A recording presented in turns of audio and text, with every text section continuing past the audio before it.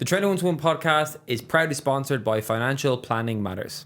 We recently recorded a latest episode with the founder of Financial Planning Matters, Niall O'Connor. In the episode, we talk about a couple of the basics of what the services they provide do, ways to get in contact, and just various stories about managing your financial future. Here is the thumbnail, and you can find the link for that video in the show notes below. The following is a conversation with Adam Wells. Adam is the current left fullback for UCD AFC in the First Division in Ireland. At only 21 years of age, Adam has extensive experience in the League of Ireland, having competed in Shamrock Rovers B team, Wexford FC, and also UCD. We speak about a couple of topics in this podcast relating to Adam's underage career with Shamrock Rovers, working with Damien Duff, and also the trials and tribulations of being a young footballer and his goals for the future. We hope you enjoyed the podcast. If you enjoyed it and you're listening on Apple Podcasts or Spotify, please feel free to add anywhere up to a 5-star review. And if you're watching and listening on YouTube, please don't forget to like and subscribe if you enjoyed this content. Adam Wells, welcome. Yeah. Thank you. Thanks for having me on. Yep, he's here finally. It's a pleasure to have you on, considering that you are a player within the T1-to-1 community. We try to branch into players and staff and coaches that we haven't met, and then obviously players that have been in. So, how have you been at the start of the season? I've been okay, yeah. Probably a mixed bag start to the season. We went 3 on the bounce without winning, and then we did 3 on the bounce with winning, so it's been a bit back and forth, but yeah, it's gone okay, yeah. Mm-hmm. For you personally? Me personally? You're changing between centre half and left full, aren't you? Yeah. You're playing a bit of both. How do you find that? Yeah, it's a lot different, the two positions, yeah. Well, mainly want to play left back, to be fair. Okay. So I'm happy that I am playing there. But yeah, each game that goes on, each time I play there, I feel I'm getting more and more comfortable to playing there. So as long as that keeps happening. Centre half so different, isn't it? Oh, Jesus. Distances. Especially when you're playing against someone who's like much bigger, like a Sean Boyd or something like that. Last season, like trying to compete with them in the air, like it's tough. So is that the biggest struggle with playing centre half? Is for the me, physical probably, mismatches? Yeah, just the height mismatches probably is most. I feel like physically, like strength, I'm actually okay, but just the height is trying to judge your headers, trying to jump at the right time and that. So it's a bit difficult, but takes time. Yeah, takes time. Yeah, you're a nifty playing against you in 5-a-sides and all, you know that? Very nifty. Yeah, like, you're sharp. You're sharp. You're Tough to play against. Deceivingly quick, Yeah. I have to say. I wouldn't fancy now trying to beat you on the line or anything like that, you know? Yeah. So left full definitely is what I would consider your strongest position. But I mean, having experience of both, it's one of the biggest benefits of UCD, I suppose. Exactly. That exposure at a young age to play against, you know, older senior pros in various different positions, you know, it's great. But I think just for, you know, you've got such an interesting career for such a young age. So take us back to even before Rovers and any of that. Like, where did football start for you? Was it on the green or in school? Where did it start with you? Yeah, start off with Esker Celtic. That's my local club. It's like a 30-second walk from my house. Like, my dad like ran the academy, and then he actually ran my brother's team. Nathan, he played, and then my sister as well was actually at Esker as well. And then he started up a team my age. So I was there until about 11 or 12, and then I went to Crumlin because my team folded. Oh shit! Went to Crumlin, was there for about 3 seasons or so, and then went to Rovers. From there for the under-15 season, you know, the first inaugural one. Yeah, oh yeah. So that was my first year, like that was the first year. And then was there for about 5 years, and then went to Wexford now and then UCD. So that's been. You must have played in that big game then where, I don't know if it was Bows or I think it was SKB Bows in Aiden's. Yeah, there was at like, least about 1,500 people there. Yeah, it was that game, that was mental. I'd say walking so. out to that was like, Jesus. Because I was at that game as well. Like, we knew that there was going to be a few at it, but when we got there, we were like, oh my God. What was this? Enlighten me here. Oh man, it was the game of games. It was a real hostile because I don't know if that's what I was asking. Like, was it Kevin's Bows or was it just Kevin's? Because I think Kevin's got a license that year that pissed a lot of people off. And then obviously, then I was thinking maybe it actually was like SKB Bows because the whole like Bows Rovers type of thing. Oh yeah, I think it was SKB Bows. Bows. I can remember the first season they had it, I think it was just Kevin's. And then I played 15s twice, so then the next time it was Kevin's and Bows together. So yeah, because I definitely remember that being like, it was under the lights in Aiden's, and you couldn't get parking anywhere. I had to park in DCU, like, and you know, when you just walk in, I was even listening to a podcast before we came in here with Mark Cuban on Lex Friedman talking about like going into like basketball arenas and you can just feel like the energy. atmosphere, But like that's indoors, whereas that was just an outdoor amateur schoolboy game. And it was like, Jesus, this is tense. You could feel it. Yeah, definitely. The same most of the crowd was probably there for Duffer though, to be honest. Yeah. To be honest. Just, Yeah, when Duffer was there, yeah. It was his first, was that his first competitive Rovers game? No, I don't think so. No. I think it might have been his first time playing against like Boas kind of when he was at Rovers, but Interesting. Yeah. Do you think the atmosphere was created by just the whole Damien Duff thing, or were the players like really driven towards, you know, that occasion? Probably a bit of both. I think Duffer attracted a lot of people. There's a lot of positives, but a lot of people didn't really take to him as well. Mm-hmm. Just with the whole like 6 o'clock in the morning stuff, people thought he was like mental doing that. And all, but no. 6 o'clock in the morning is like one of the best things he could have done. Like, I was going to ask you, that's such an interesting topic of conversation. How did you find that whole experience of 15s? Where did you sit on the fence of overkill, or that was... Probably at the time you're a bit like, oof, it's a bit tough, because then you go to school after, and then we were actually back in that evening up in Talastros for like 5-a-sides. We do that for an hour, and then he'd actually get us pizzas after, usually. Out of his own money, you know, like every Tuesday. So when you look back on it now, like, it was absolutely unbelievable. You probably take it for granted at the time. But yeah, it was really good. Like with at that time, to give context to it, was it just once a week you just trained at 6 a.m? Yeah, it was every Tuesday. Every Tuesday. I think it was like 6:20. I think it was about that, till about 10 to 8 roughly, and then you'd shower and then you go to school. So that's what I do. Yeah. Because for you, distance-wise, not bad for you, is it, No, Lucan? Roadstone was like 10-minute drive. Yeah, so that's fine for you. Was there many travelling from further? Yeah, some people travelling from like Kildare and stuff. I think Damien used to bring, might have been Conan. Do you remember Rovers? I think he used to bring him sometimes, like up to training, like, Yeah. and then drop him back as well. Or it might have been Roland Banyo. I think it was one of them. But yeah, like some people be travelling really far for that. Yeah. But you're just committed to the cause. You Yeah, know, yeah, so. at that time, yeah. Yeah, I mean, wherever you sit in the fence, I remember, again, another podcast I listened to was talking about just like the daily art of self-discipline. So even if you go to college and even if you hate the course, if you can get into the habit of, I have to study because, you know, I want to achieve this, and you can compound that for 4 years, although like you don't think about it at the time in college, like, oh, like that was, you know, a pain in the ass. But if you look back on it reflectively, even if you look at like, or even if I think about like me and you, for example, I always look back on college as like a huge net positive because it forced me to like do things I didn't want to do consistently for years. It wasn't just like a day.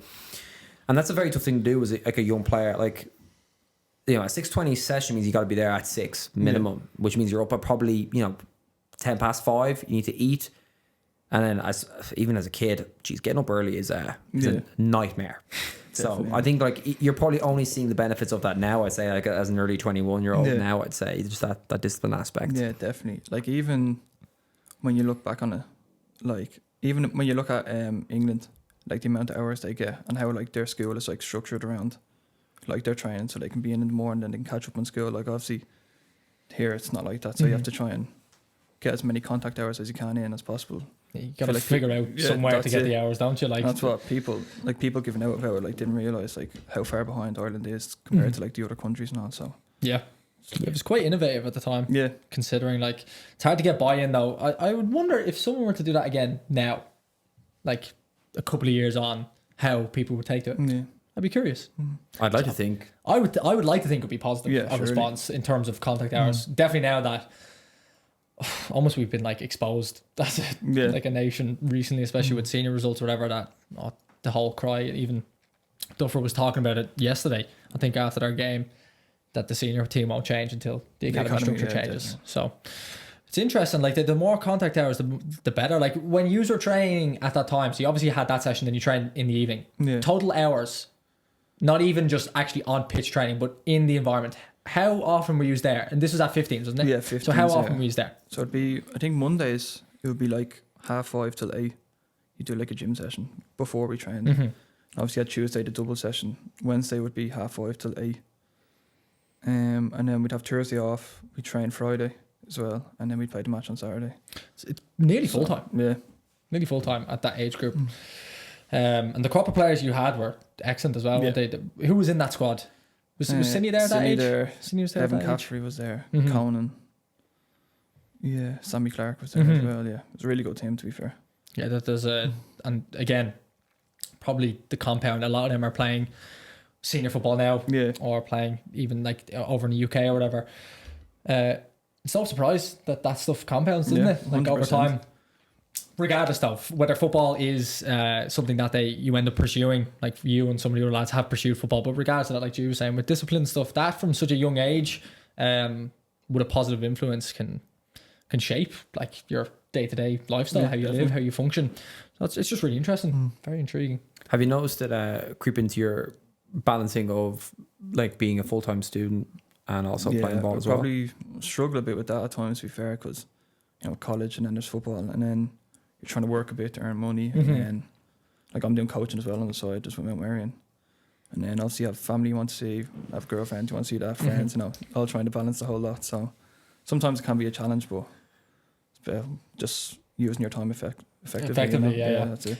What have you had to like implement a schedule to tick all the boxes? 'Cause that's a lot. You named a lot there. I'm like, geez, Yeah, that. I try to. Yeah, no, I try to, but you just sometimes it's hard to stick to, and sometimes even you wake up, you end up mindlessly scrolling TikTok. Yeah. Half an hour's we've been gone there. just like that. We've been there. Yeah, and then you're just like, oh, I've just wasted half an hour when I actually need that time to like get a bit of studying done or whatever like that. So just trying to stick to that routine, keep that balance, Yeah, it's tough to do. Yeah. College at the best time is tough, but being a full-time athlete as well, Yeah. and then living a life, also Yeah, very exactly. That's the difficult. thing, Trying to balance all that is, it's difficult. Very, very difficult. Yeah, I mean, I'm guessing like at the end of the day, you're in that environment because you want to play at a high level of football. 100%, There is yeah. going to be sacrifices with that, of course. I think we said it obviously 101 times on this podcast, but like that UCD model is definitely a great secure network to do a lot of things at once. But definitely one of the downsides of that is there isn't a lot of time to even just be with yourself, for example. Like, I think a lot of the things there where either demands that you have to do personally, It's and then like external, other isn't external demands from 100%, socially and things like that. I think it's difficult even when you come to like mid-20s and stuff, and then I think you take a journey inward. I find I definitely got that at like 26. I don't know. I'm in the middle of it. Yeah, you're all output at the minute. Yeah. I guarantee you when you're about mid-20s, it's going to be like, oh, Well. boom, it's all going to come inward. I would say a lot of like internal reflection, but I don't know, maybe we're just idiots, Morgan, but there is a potential. Yeah, and when you're so busy like that, do you almost find you become robotic in your day to day? Yeah, it's sometimes like hard to switch off, I'd say.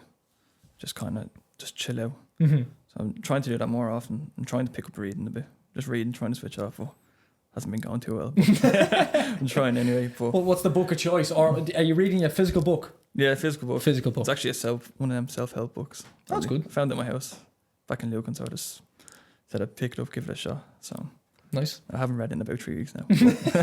What drew you to it? I'm not too sure, to be honest. Just trying to better myself in like different ways, That's really it, to be honest. Like, Yeah, books are interesting because there's some books. I think when people are trying to learn to read, the best piece of advice I was ever given was you need to learn to love reading yeah, before you tackle like the hard books of like the books you should be reading. Or what they call it, you should be reading junk food. Like, so I always started with like autobiographies, things that were very easy. You wouldn't obviously learn a lot or gain a lot, but they're very easy to read. They're very relatable in the sense that this person somewhat, and it keeps you. It's very easy to read. Like, there's not like hard terms, hard phrases, definitions, or formulas. It's just like learning about that sort of person. I definitely think that's a big benefit. But I think like those self-help books as well could be quite handy as well. Especially a lot of them are broken down quite easily, like on a chapter by chapter basis. And you can choose, like, they're not in sequence, so it's not like a fictional novel where you have to like read it from chapter 1 through to 80. You can actually just pick and choose different Good chapters. place. Do you have a place to read? yeah. I got accommodation in UCD. It's quite enough actually, to be fair. So sometimes I read there. Yeah, it's the main spot I'd read, to be fair. It's good to have a physical place. Yeah, I struggle with that. Yeah, it's interesting. And like, these are all like, I would say outside of the football frame things, because people always like would see you playing that full on the TV or like at a game, and they never really think about like what's under the surface and stuff, you know. But as a young player, and especially now, I think you've got like a lot of compounded senior appearances across Wexford and UCD, and I think Rovers Rovers B as well. Yeah. So if you look at yourself at 18 versus 21, I think like that is obviously, in terms of years, it's not a big gap, but I think over maturity wise, it's definitely a massive gap. 100%. Yeah. Do you look at like younger players now, like 16 to 18, coming through the league as like completely different to what you were at that age? I'm not too sure. Maybe I thought I was something different when I was at 18, and now I'm looking at them thinking like, oh yeah, oh what are they up to or stuff like that. But maybe I was like that back then. Now, a bit oblivious to it. But yeah, I definitely feel like I've came on a lot since going into senior football. Anyway, like just at Wexford, obviously you're in the senior dressing room. That brings you out your shell. Like you have to be able to speak and actually take banter and have banter and stuff like that. So I definitely think that's brought me on. Not even as a footballer, just as a person as well. Like trying to come out and just speak out. Even like doing a podcast like this now. If you asked me to do a podcast like 3 years ago, jeez, I wouldn't shit myself to be honest. But yeah, it definitely brings you out your shell. Yeah, it's important, man. Because the Rovers B team you were in, it was all young lads, wasn't it? Yeah. It was just everyone pretty much your yeah, age. I think there was like a rule where you can only play like 3 players over the age of 21 or something like that. For you. So it was everyone you were already kind of playing with. So it was comfortable. Yeah. Pretty much. Yeah. You were playing it very comfortable. That jump then when you went to Wexford on loan, you were talking about growing. We talk a lot about the senior men's dressing room or senior dressing rooms in general. What is the most difficult part of going into a men's dressing room?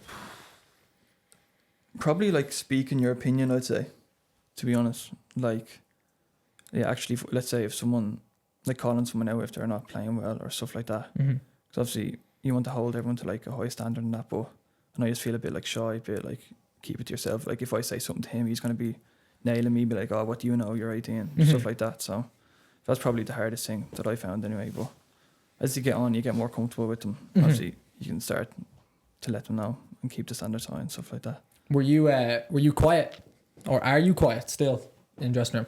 Yeah, not as quiet though, I'd say. Trying to like be more of a leader, like a vocal leader.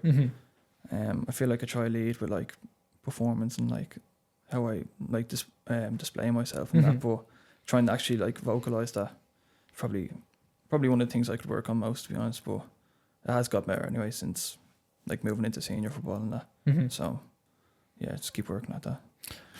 Go on, sorry. I was going to say, not every player needs to be the big vocal. That is true, to be fair. Yeah. Player, you know. Because there's some players that I would see, and they wouldn't say a word, and they just like tear the floor up with performance or whatever. And even at that as well, like I think if you are a very smart people reader in dressing rooms and you know how to play, if you're captain material, you know how to play both sides.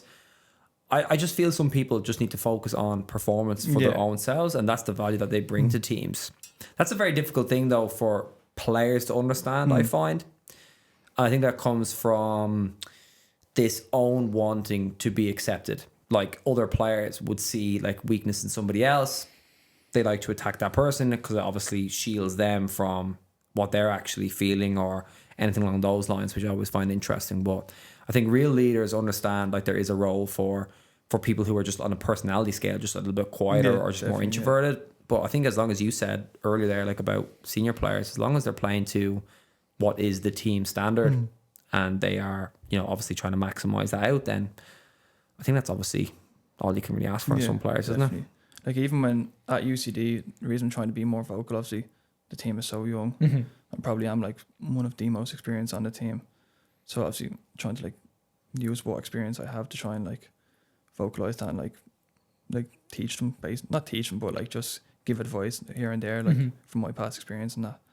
So yeah, I'm just trying to give that out, Is that more on an individual basis, or is this in like big games, big moments in dressing rooms or whatever, kind of having to trying to like in the dressing room, like try and like motivate and just make sure everyone's like concentrate and switch on, which feel I used to do like this season anyway, it's been kind of up and down. It's been a few like lapses of concentration that's cost us gold, we don't get the result, so like that. So trying to like basically like be more of a leader is just what I'm trying to do anyway.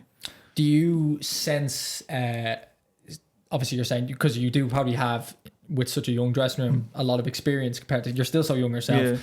Do you feel that like sense of responsibility, like you have to be like this? Or is it a case where you're being maybe told or whatever it might be? Is it purely internal or is it external as well? Probably a bit both. I do feel like I have more of a responsibility. Like compared to last season, it was my first season, like playing Premier Division, so I think I had a bit of leeway there. I didn't need to be as vocal, especially when like there's like Jack Heaney and all there. He's great leader, like like the way he like motivated the team and all was like brilliant. So you didn't have to do much there, but obviously with him gone and then even like Finner's been out the past while, so kind of have to like try and like step up and just like take his role for a while he's not there. Like, so that's fair. Tough to do. Yeah, it is tough to do, especially when you're still so young yourself. You're still trying to play your own game, focus on your own stuff, like G was saying. Especially if it's not like your natural character as well. Because a lot of people just aren't like that. Yeah. I'd say actually majority, not a lot of people are yappers. Just want to focus on your own game. Just want to focus on their own game, which is fine as long as you're bringing value. There's nothing worse than a false yapper, isn't it? Yeah. Like there's nothing worse. Yeah. Honestly. And that's even like as a coach as well. I players that are false yappers. It's just saying stuff for the sake of it. Like, yeah. I don't know he's laughing. I know. I do agree, but it came out. No. It is very frustrating. It is very frustrating. But I think it's our job as coaches. Now, I wouldn't like for younger. I'm talking young. They're trying to find their voice. I understand that. I was like that as a player.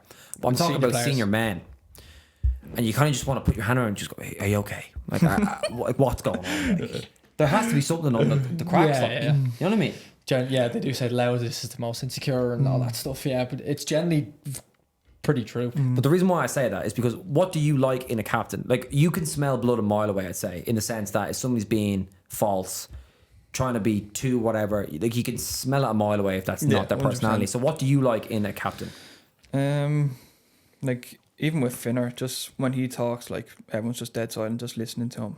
Like he just, even when he comes into the room, like you just, I don't know, you kind of like, I don't know, sit up straight a bit more. So like honestly, like he's just, when he walks in, he just like demands respect, like straight away, like, and just the standards and all he holds you to, like right up to the high. And he, if it slips even the tiniest bit, he's like straight onto you, just trying to keep the standards as high as possible. So that's probably what I'd be looking for. People say that a lot, right? Standards. Standard, yeah. What is it? Yeah. So like, obviously it's hard to define, but what moments is he having a go? So you're in a training session. What has to go wrong for him to start having a go? Is it like quality of pass, laziness, not listening? Yeah, not listening. And say even like the detail of the pass, like where you play it to someone. If you want to take on their back foot and you play on the wrong side, like it'd be stuff like that. Play it to your side, or even like if you're going into or after a match, there's like way out, and you don't weigh out on the weighing scales, and you forget. You'd be like straight onto you, being like, "Why aren't you weighing out? That's not good enough. You have to keep standards." Like stuff like that. So even the little things you might think, oh, just weighing out, oh, I forgot, stuff like that. But like he just wants to keep standards as high as possible, keep it professional. Dead right. Yeah. Because that's, if you'd be surprised when you say standards, that's generally what it is. If something like that slips and someone lets someone away with it, that compounds then over time. Much like if you're training at high quality all the time, that compounds as well. It goes the opposite way. It's very intriguing. I was just curious to hear has he had a go off you? Yeah. A couple of times, yeah. But yes, take on the chin because the amount of experience he has. Yeah. You know, he's won like I don't know how many leagues, like, so yeah, he knows what he's doing. So that's fair. You're saying when he walks into a room, that's aura, isn't it? Yeah. I don't think you can teach that. No, not at all. You have it or you don't. You earn that, like. Yeah, you earn it first of all. Perfectly put. You have to earn it, but people have it. Yeah. I think people have it. I think charisma. And charisma, but general aura. Yeah, like Chris Forrester was saying about Joe Redmond. That like Joe's younger than majority of that squad, I would imagine. And he was saying Joe just has an aura about him. Everyone listens to him. It's just the way it is. Like just I think people just have it in them. Like and some people get it out of kind of out of nowhere. As well. I know Luke Byrne when he was here was talking about Mark Coyle. When he first came in, he was kind of not quiet. I think he's meant to be a good character anyway. but he like redefined himself because probably at the right time, with the right coach, with the right environment, he stepped into it. But that's in him somewhere. Yeah. It just needs to be unlocked. But I think you just have it or you don't, like that sense of aura. Because people like are either gaffers assign someone, I think, to be a captain or whatever, specifically, or leader in general. You don't have to be a captain to be a leader, but they're kind of assigned that role. And it just doesn't suit them. You can tell like immediately that they can crumble from it. And I don't know. It's just very interesting, that whole idea of like someone having an aura. Because like when Finner walks into a dressing room, he's not telling you to sit up. Yeah, I know. You just feel it. It's just the feelings. Like it's like a like again. I think you earn that, but it's just that tone, that atmosphere that these people with aura brings. Just it's interesting. Like on that note, do you like your leadership team to strike a little bit of fear into you?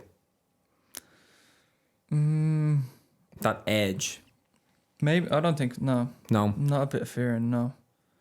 It just like if something slips, I want them to be on my case as well. But like I don't need someone like screaming and shouting or anything like that to try and like instill fear in me or anything like that. I just like if I make a mistake, I know I've made a mistake and I'll be like the first one to own it, like saying that wasn't good enough, stuff like that. So I wouldn't need like fear or anything like that. No.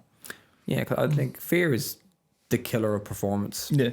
No, definitely. I think, I don't know, maybe because like I would come from an older generation, but I definitely I am drawn to autocratic leadership sometimes as much as I don't like it, if that makes sense. No, I get I that, don't know if that's just a personality thing, but I always like, for example, like my dream manager would be Mourinho, for example. Like I would go through a wall for the guy. But I don't think a lot of modern players would take some of the stuff he says. Yeah, that's true. But I don't know. Like I react very well to authoritiveness sometimes if it's the right character. Yeah, Yeah, so, like if someone's having a go off me or anything and it's like justified, then it's no problem at all. Like if I'm doing something wrong, like I want to be told. Like, so there's no problem with that. But it's just I don't know, there's a certain level. Like kind of don't need someone absolutely screaming, shouting at me. Like so. Yeah, you think you need to meet someone at like a mutual respect level. It's about knowing like who you're doing it to, like as well. Like obviously some people like will absolutely crawl into a shell if you start screaming and shouting. Other people can take it, stuff like that. So just need to know the player and what. Being aware. Yeah. Being self-aware as well. Yeah, it's definitely I think it's definitely on that note of like if you're false about it, like I'm gonna bring it back up again, but falseness just freaks me out. Yeah, I think that's fair. Fair. No, I think it's grinding me gears as I'm getting older. I'm just trying to be as authentic as I possibly can, But yeah. I'm sorry, I'm getting frustrated now, being honest with you. Honestly, I'm getting frustrated. Go up and start like playing a five-a-side, start kicking people. If Ben Lynch is here, I'd be kicking him. Oh God, he's listening. Oh, he grinds my gears. I know he listens. He's very good for getting underneath your skin. Yeah, very good at it. Yeah. He's in. He doesn't come across like either. No, I know it's him, and one of my best mates lives in Australia now. He also gets under my skin playing football. Yeah, he's also very good at it for no reason. I don't know. Do they just read it? It's like Ben knows he can get under my skin. You know what I mean? You're easy to target. Why? Because you react. Yeah. You bite. Yeah. Well, he's played 2 5-a-sides with you. He knows he can get you. Yeah. Really? Well, you've just displayed it now here. No, but you're easy to get under. Yeah. Just a little bit. What makes you not easy to get under that? I don't know. I don't get into confrontation really. You do. You start talking very quickly and that's you. But yeah, that's generally to you. But everyone else, I'm fine. To be honest, I don't mind someone having a go. I remember one time we were playing at 5-a-side, right? Morgan's mates. I swear to God, right? This is the low point in my life. I know what you're talking about. His mate Fiacre puts the ball under my legs, right? Runs around me. I turn around and I just kick him across the ankle. No, was it? Kick isn't justice. I mean, you lifted him out. Oh God! He had every right to get up and headbutt me. Yeah, he should have fought you. Should have fought you. I would have. He had every right to. And for God's grace, he didn't. So out of character. For me, Actually, No, I I take that back. was- very much in character, but too much on that side. yeah, that was looking back at it now, that was definitely an insecurity thing, which is interesting. But it's funny, like I'm in that position again in football, and it's like, nah, I'm not going to do that. Which is so like the growth, the growth. But it's funny, like Yeah, you're probably going through stuff at the time. yeah, but like under the skin, like Yeah. I would have been your age, would have 21, 22, I'd say. You know what I mean? Upending children. No, what age were you at that time? 17. Oh Christ! Jesus. Fucking hell, lads. Maybe younger. Yeah, got that. Just life, man. Anyway, Benji versus G live on the podcast. Coming probably summer. He'd eat me. I mean, I watched that UCD game that you were at. The guy's a unit, like Yeah. Yeah, he's strong. fucking unit. Actually, on that note, with that UCD game and just lads your age now, what's going on? Size them. It's the size of you as well. I mean, Yeah. they're all tanks now. Just Yeah, but bulldozing through even all the people. lads like younger than me, they're all taller than me, you know. They're all massive. Like Hugh, it's like young striker, I have 6'17". He's like, Hugh Parker, yeah. Oh, Hugh Parker, yeah. Like 6'2", like absolutely. He's a beast, yeah. Yeah, he's a literal beast, like. Yeah, there's units everywhere. Yeah, I have a question, right? Do you know everyone says, oh, the modern player, right? They're coming up, they're bigger, they're stronger. Is that true? Because I feel like it's always like the recency bias. So it's like, oh, you always see the recent player and they're like, they're much bigger than I was. But are they? Like, what's changed? Yeah. Maybe they are in the gym younger and have much better information or access to like S&C coaches now. Definitely. But the vast majority of it is genetic makeup. Yeah, 100%. Is there a difference between players at your age and 15 years ago at your age group, let's say at 15s to 18s? Is there a big difference? Don't know. I want to see the data. I would love to see the data. I would argue. Yeah, you look at Bellingham, right? Yeah, Bellingham. Specimen. But he's an outlier. Yeah. But I would argue yes, because I think, as you said, you're getting much more exposure to like correct calorie intake, the correct ways to actually gain mass, keep your body fat low, and even if your body fat is low and you've got some sort of mass, you look much bigger physically. Well, yeah. And then at the same time, I think players are taking way more care of their bodies now. Definitely. Like I think the education you got from from 15s to a pro is much different to what the average 15-year-old would get 15 years ago. 100%. Yeah, definitely. So In terms of input, definitely, yeah. I think that's the definitely something access. to say. The access is. I would also substantially argue as better. well that same with basketball, like, to be a professional footballer in the Premier League or La Liga or any of the major leagues in Europe, you have to be like in an outstanding genetic class, an outstanding mental class, an outstanding technical class, and a part of being an outstanding physical class is being X height, X weight, X muscle on general. Yeah, now, there is because outliers. obviously there's outliers. But yeah. But I say on average, like if you're competing two people against each other, why would you not pick someone that's that little bit stronger, a little bit bigger for that position? You know what I mean? I would actually argue that's more the case from League Two to Championship across all of Europe's major leagues, because the Premier League does have outliers. Yeah. More so than probably what the Championship clubs would have. I would say. Yeah, because the technical gap and the tactical understanding and the mental capacity to deal with the mental capacity to deal with the shite footballers have to deal with. Mother of God, you got to be bulletproof. Like, have to be.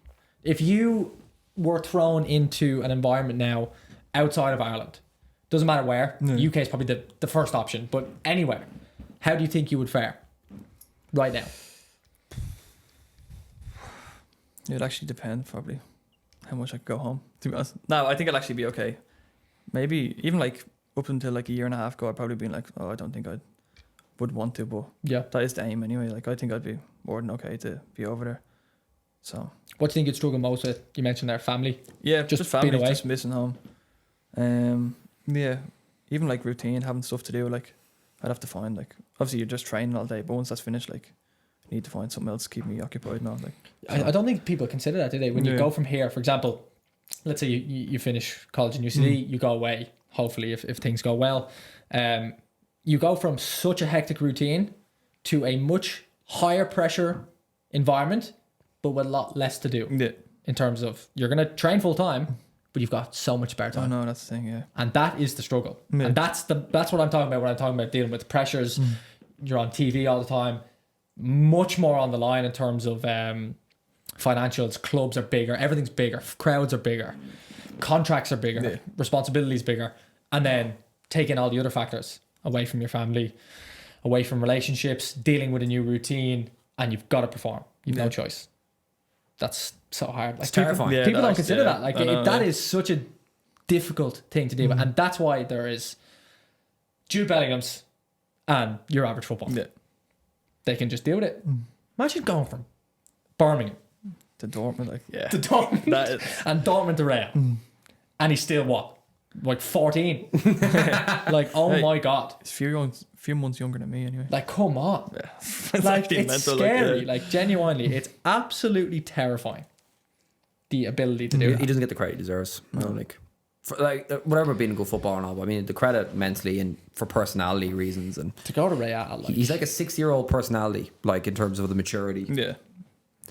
and just having that ability, like and charisma. It's frightening.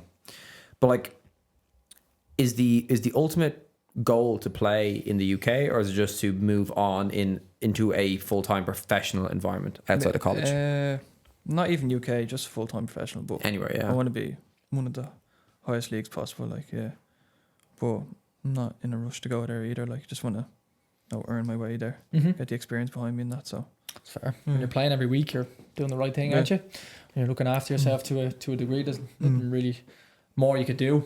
That's the hardest thing to do at your age, is Just focus on now. have minutes every week yeah, and keep yourself mentally ready Yeah. and mentally sane. Like the amount of players at your age that would, you know, fucking bite a hand off for, you know, playing week in, week out. Yeah, It's a real 100%, privilege, like, yeah.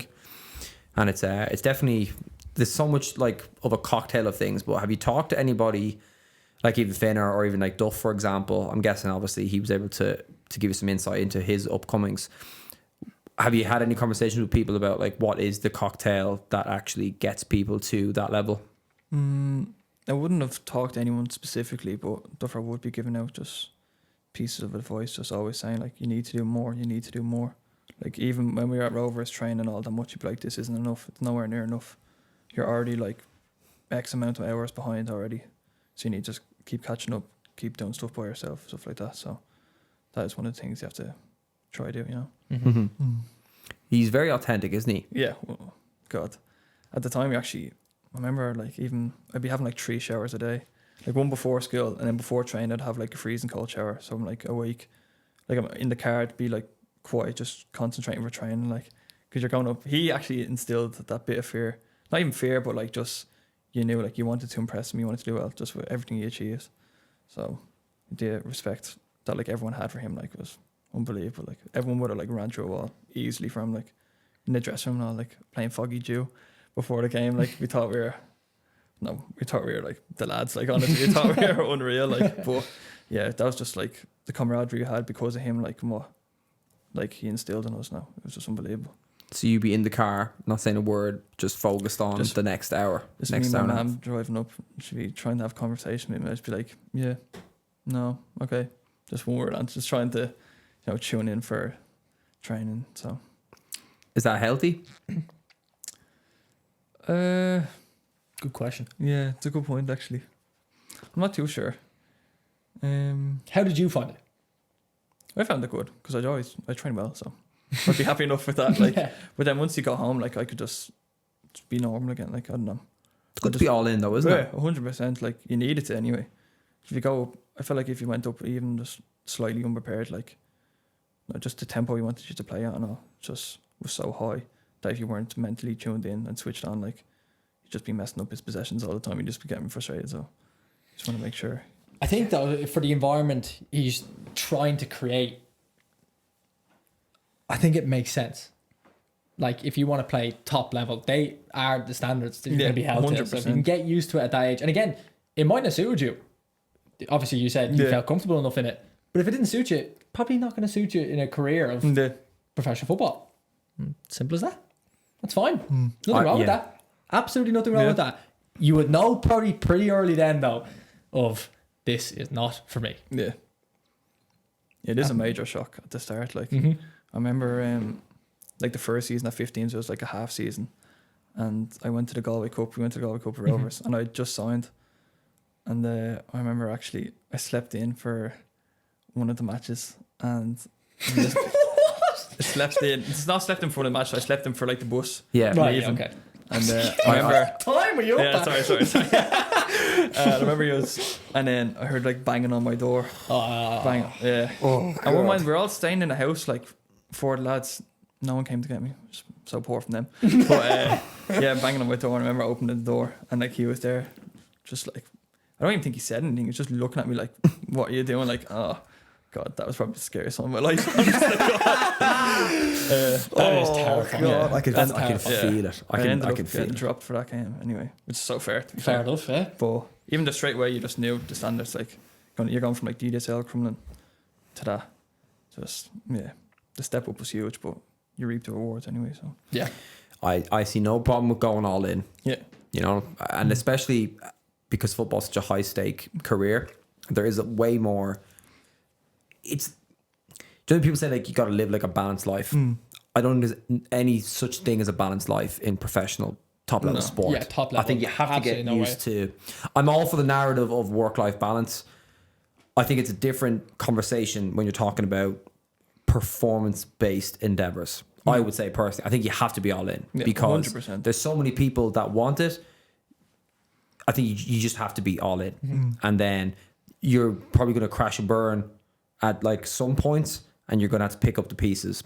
But at the same time as well, like football's such a short-term thing. It's only for about 15 years. You're not going to be all in on that for 90 years. You know what I mean?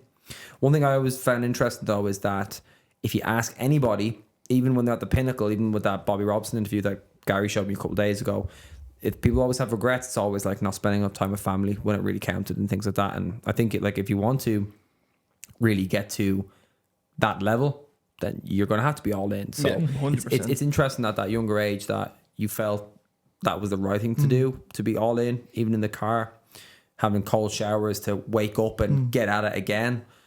Like you look back when you're 26, 27, kind of like with getting up at 6 a.m. and going like I was ready. Like I was always preparing myself for yeah, this definitely. journey.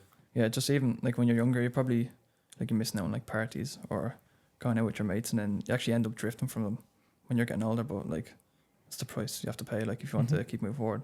Obviously, even now, like I still have so much more that I need to sacrifice. Like I'm only at UCD, I still want to go higher and higher. So it's gonna have to give up more sacrifice just to keep going, keep pushing on and that. So So if you want to be top in anything, yeah, like you've got to be all in. You've no choice. It's a shame, yeah, but it's also beautiful. yeah. It's also beautiful.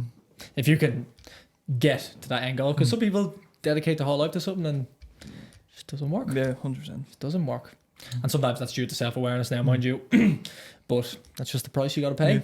Yeah, well, Mark Cuban was talking about, Lex, the podcast presenter, asked him, like, what does it take to be a billionaire? And his main answer was luck. That's all he said. Just luck. Primarily because he was saying, like, it's all about, timing, like the network, the product at the time, all those things come into consideration, Like he was saying, even if Mark Zuckerberg created that server 5 years ago, people wouldn't have bid at it. But it was the right place, the right time. Yeah. In Harvard versus being in Miami, for example. And even like that geographic location is such a different thing. And it's definitely true, even for being a footballer. Like you need to have, the right family environment, the correct mindset, the correct willingness to take pain physically and mentally, the ability to train hard every single day, be in the right country. Like there's a lot of disadvantages of being from Ireland if you want to be a player versus being in the UK, for example. Yeah. There's a lot of advantages if you can get into certain like loopholes and stuff like that, but like there is a lot to it. I think people are always so hard on themselves sometimes as well if they don't achieve that like pinnacle or whatever. But at the end of the day, like football is the vehicle to a better life. You're always going to, like, as we say there, like the reflectiveness aspect of it, you're always going to look back and say, like, they were great times. Like, and it's the person I am today because of it. And even if that attracts good relationships, like even like if it's a life partner, if it's a best friend, I mean, Jesus, that's worth its weight in gold, isn't it? Yeah, 100%. Powerful stuff, man. Yeah. It's a good way of putting it, to be fair. Yeah, that was good. Well, like we say it all the time because we had over 1,000 non-professional athletes in last year. Like the odds of one of them being a pro is slim to none. Yeah. Slim to none. So when we're talking to young players, it's never about being a pro. It's always about being a better person. That's all. It's the only thing that I can guarantee with sports is that you will become a better person, or you will have a much higher growth trajectory in your life versus people that are not playing sports. Yeah, definitely. Because of the skill sets that we talked about there, which is always interesting. How have you found coaching? It's difficult. It's really difficult, to be honest. At the start, I didn't really enjoy it, to be honest. I just found it hard, like communicating. It's actually so hard to do. Like get your message across to like 11-year-olds. Like it's so hard to do, but as it's gone on, more and more enjoying it. The lads are really good, to be fair. They do listen. Now they do anyway. But at the start, it was a bit of a struggle. You know, new coach, they don't know me. They're trying to earn their respect and that. But I'm enjoying it a lot now. Yeah. It's gas, isn't it? Like you need to earn the respect of a 11-year-old, just like you would have seen your pro. Definitely. Because I remember I went from kind of similar to you, like you played in Esker and stuff. I played with Maynooth, which would be more classes like a community club. Coach there, and then I went to Stella Maris, which are a DSL Premier in Dublin. All towny kids, and I still get considered like calling a posh like Kildare person, and like they'd run amok on you if you didn't like lay the hammer, which is hilarious. Like kids, and they were only 8 at the time, and they'd run all over you. Yeah, they were mad, wouldn't they? Yeah, and like you have to earn the respect. It's it's crazy on the other side. When you're on the other side of, especially when you're so young, doing it with a team, especially. Different world, isn't it? When you're actually the one running a session instead of being in it. God, different thing. Yeah, you'd rather be in the session. 100%. Oh my god. In terms of communication, since you're playing such high level football, do you find it hard to describe and articulate basic football messages? Yeah. Because you would normally communicate in basic but a complex manner. Turn out your information is it seems simple to you. You're doing it rinse and repeat. Do you find it very difficult to teach someone something so basic in your eyes because you do it every day? Yeah. And try to simplify it down to something that they can understand. Yeah. Even like the back foot thing. Like I remember I said that to start, and everyone just stood there, just staring at me, like having to explain, like you have to play this foot when it's on this side, or even like trying to check off a cone. Didn't know what check meant, and I've just like showed them what. It was so weird. It just brought me back to when I was like a little kid, like trying to learn that stuff. So. What you take for granted, yeah. So funny, isn't it?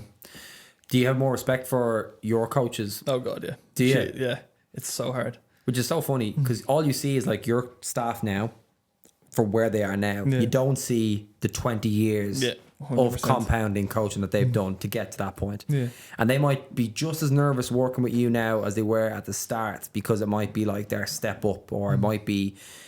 Pressure in that environment in the senior. I'd never been in a senior coaching team environment, only one-on-ones. But I can only imagine what that's like. You know what I mean?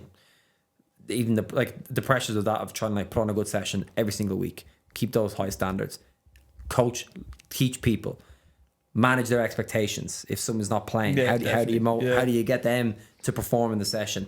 I've heard stories of some League of Ireland clubs where if players knew that they weren't in the starting team, they would intentionally ruin exercises. Jeez. And that's senior men's and women's.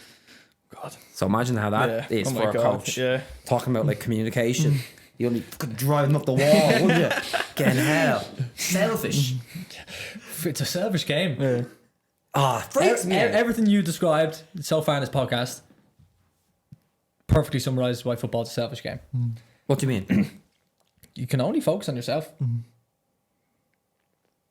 But you can't achieve anything in football without your team. I agree with you. But very difficult to tell that to someone who's put all this work in and they're not playing on Friday. What do you think about that? Yeah, I think you need to be a team player as well, but with moderation as well. You need to look out for yourself first as well. So it's a bit of both, like it's like balancing act. Yeah, it's tough to manage them them expectations on yourself and the team. Yeah, listen, we say it all the time. If your gaffer's playing you, he's unbelievable. Yeah, unbelievable. Yeah. You're out of the squad. He's shite gaffer. Terrible tactics. The pitch is wrong. This is wrong. Thank God I'm not involved in it. Honestly, couldn't be dealing with that. What do you not like in a teammate?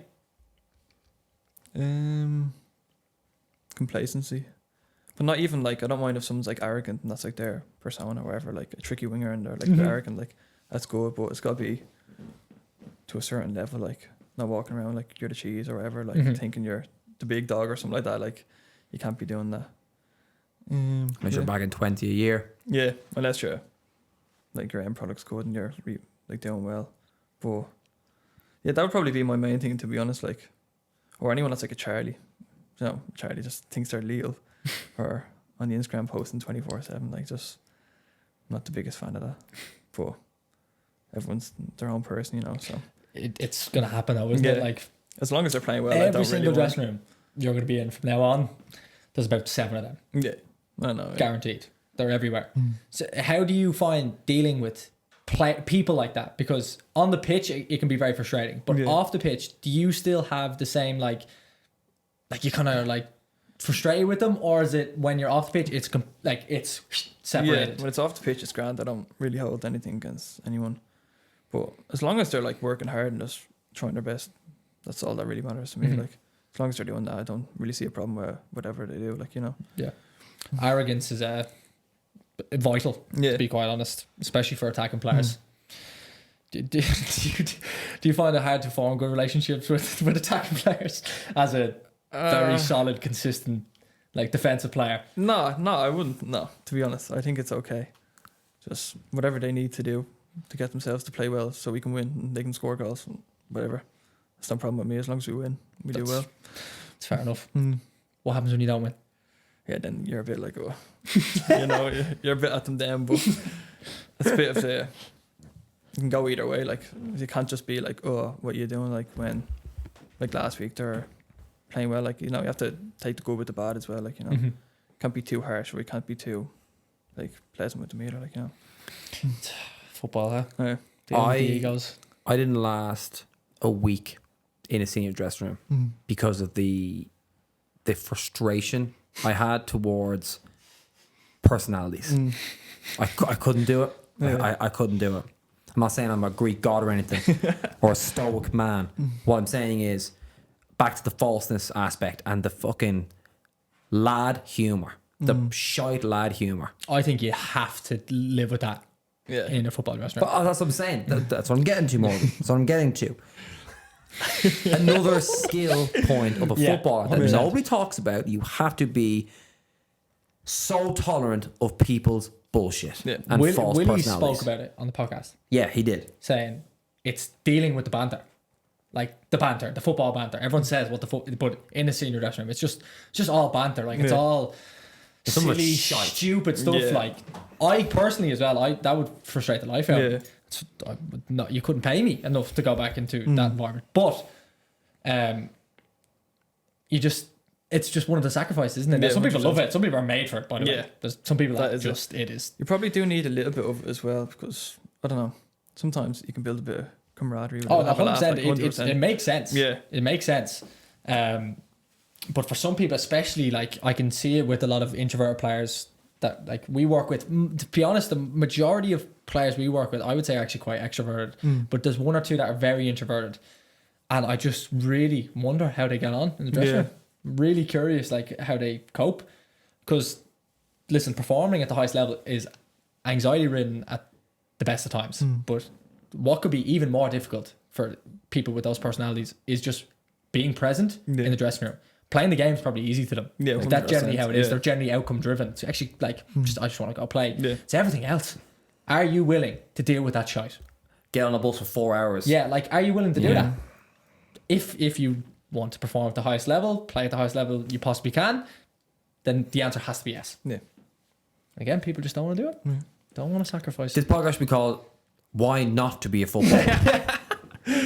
It's important. I think it is though when you have someone who's so young and has experienced top level football and is currently at in that balancing act of study and football to like get your immediate feedback on like what it's like, because we're not trying to write people off from playing top level football. We're saying the joys of it. No one needs to explain Yeah. how good it is at the highest level. But with that, this is all the stuff you're going to have to deal with probably prior to when you hit the riches again. People we see, even Jude Bellingham, still so young, he's definitely had to deal with some amount of shy to get to where he is now. Like there's no way he hasn't. I hope. Yeah. What I find is interesting is obviously, like, I couldn't do it. I couldn't, like I said, I couldn't hack a week of it. You know, so I always find it very interesting for players. Now, like, is that stuff even important to you? Does it even cross your mind? Like that sort of like. So, for my backstory, like when I was doing it, like I was looking at amateur players who thought they should be in the League of Ireland when they clearly shouldn't have been, and they. No, I'm not a great footballer, by the way, as you know. And they would be making jokes and cracks to the wrong people, crossing the line, I thought personally, with people who had like clearly were not comfortable in those environments. Yeah. And people would say, oh, it's important because it breaks them or makes them. And come here, I agree with that. But this is it's not even the top division in the scene. Yeah. Like, this is lads trying to get that satisfaction and that like willingness to feel like I am secure here that they've never had before in their lives. And I was just like, nope, no thank you. And I was thinking, is the same in National League environments. And then I think what Willie was saying, obviously he played in the Premier League and stuff, he was like, yeah, it's the exact same. Which is so funny. Humans don't change. Yeah, like we're all just sacks of flesh. I say, but the banter at UCD, I'd say, is a bit different because we're all like around the same point. age. Yeah, it's a good point. So I see the banter is That's a lot true. more tolerable even. So compared to like a Rovers dressing room or something like that, you know. How do you find that everyone being the same age? Relatively. It has its perks, but like you get on a lot better. I feel like you're a lot closer to people as well. It's easier to form like closer relationships with people. But then on the other side, it's like that experience. Like let's say you're down in Cork, and you just need to like look to that person. Like if you're in like a Rovers dressing room, you have like Pico and you have like Gary O'Neill and all them. Like you can look to them, they can like guide you through the game. But I feel like at UCD, like there's a couple of us that would have to be them people who are you're taking on like a lot more responsibility than what maybe you think you would have in like a different dressing room, like at Rovers, stuff like that. So probably that balance between that, Yeah. It's gonna improve you as a person, isn't it? Significantly, rapidly as well. Probably in a year's time, you're a completely different person. Yeah, definitely, yeah. Considering this whole year's experience, hopefully that you get if you go injury free, please God. It's crazy, isn't it? How quick? Because again, you were saying earlier, if you're lucky, top football is a 15-year career. Yeah, if you're lucky, yeah, definitely. very very lucky. So you need to like mature and fast track quick, don't you? So, yeah. As we conclude, what game are you most looking forward to this year? Or do you even have one? Just every game is the game? We'll try to take every game as it comes, but obviously you want to play against probably like Cork. Would probably be the best game you want to play against, If you want to go for the league, so have to beat them top teams like Cork or even like Wexford, stuff like that. I know we already played them both, but they're the games to probably be like highlighting in the calendar, like making sure you're ready for them. So have you played in Turner's Cross this year yet, or was it at home? yeah, we lost 1-0. Turner's Cross. Yeah. Oh, it was one of the earlier Yeah. games. Yeah, jeez, it was. Yeah, Yeah. jeez. I think we're playing Cork not this Friday after in UCD, so that'll be a good game. Nice. Yeah. Aye, interesting. Well, thanks for your time, Adam. Yeah, no worries. Thanks for having me on. It is very Adam. tough to be. Doesn't sound right. It is, but I want to make it fun. Well, I know it's right. so I think it's weird. I said it doesn't sound right, and you went, it is, or something like that.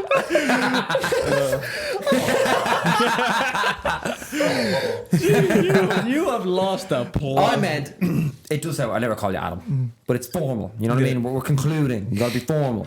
Thank you very much, Adam.